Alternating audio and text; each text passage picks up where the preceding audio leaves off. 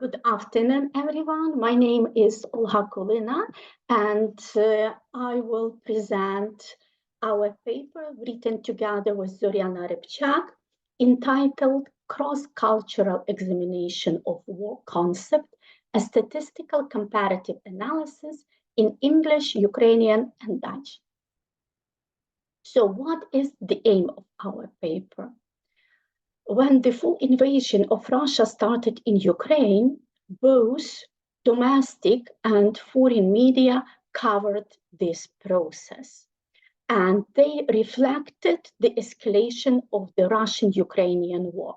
So we decided to have a look at how in three languages, namely Ukrainian, English, and Dutch, the concept of war is reflected.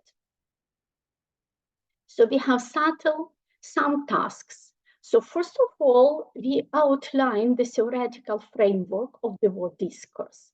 Then we made the row of synonyms for war in three languages.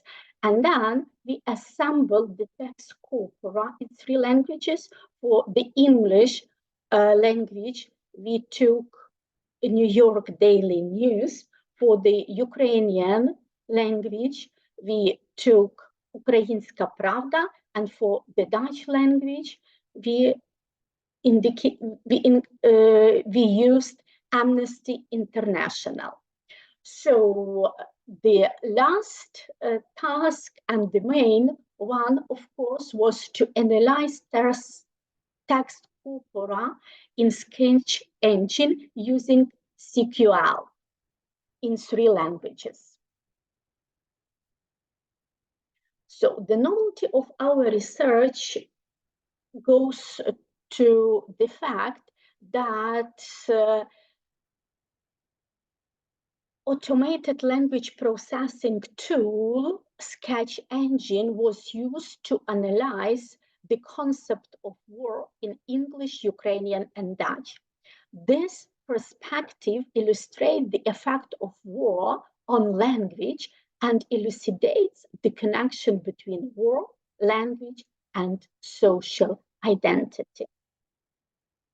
So let's move on to the results. So our English corpus is compiled of materials from New York Daily News, and our diagram shows that word war is used the most frequently. And then it follows by attack, invasion, conflict, operation, aggression, and warfare. In our diagram, we have included words that have occurred in the text more than 10 times. The same will be applied to Ukrainian and Dutch texts. So the Ukrainian corpus includes articles published in Ukrainska Pravda, and here the results are very similar when the main word, vina, is used the most frequently, slightly more than double compared to the other words, and after the following words are used. Атака, вторгнення, боротьба, операція, наступ, агресія, битва, and обстріл.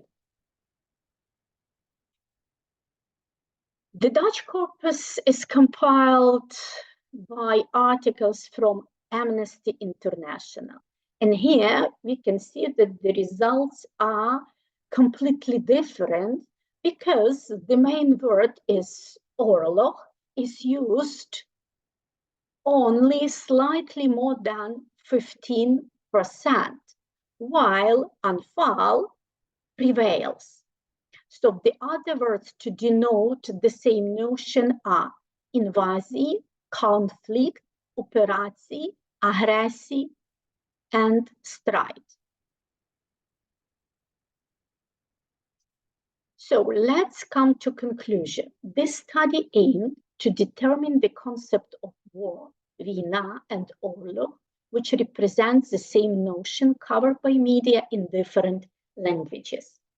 One of the most significant findings to emerge from the study is that the keyword of the concept in English and Ukrainian coincides and reach the highest number. However, the keyword of the concept oorlog in Dutch varies: aanval, displaced oorlog, and overtook it 3 times. Another significant difference is that invasion in English and invasie in Dutch prevail in usage compared to вторгнення in Ukrainian. At the same time, conflict, to denote this concept, is used only 6 times in the Ukrainian language, while in English it increased by 11. And in Dutch, the number soared further by 28. So this slide shows us the comparative analysis of the concept war, vina, and oorlog.